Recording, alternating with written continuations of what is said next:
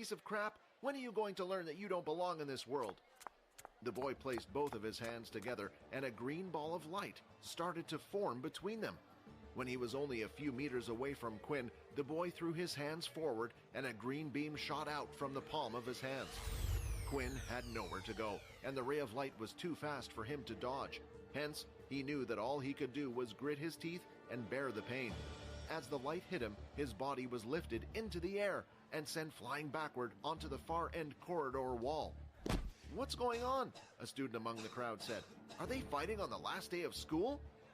A crowd had immediately formed outside, interested in what the commotion was all about.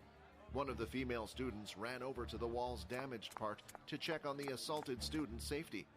As the dust started to settle down, Quinn's slightly curly black hair slowly came into view. When the smoke eventually cleared up, the female student finally saw who it was. She instantly backed away and continued on with her business as if nothing happened. The moment that the female student had returned to her friends, he could see that they were laughing at her. "I can't believe you tried to help him."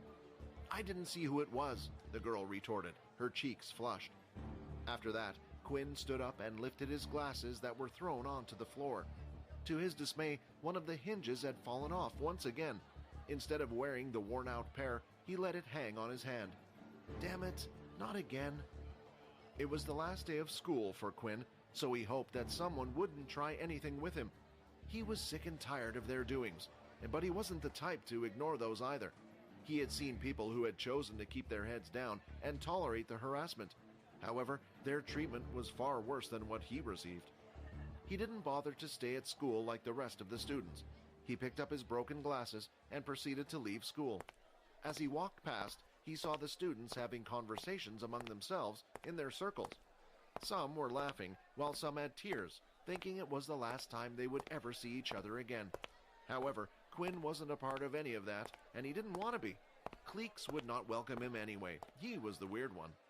When he finally arrived home, he immediately went to work. Living in a single-bedroom apartment with just enough space to fit a single bed and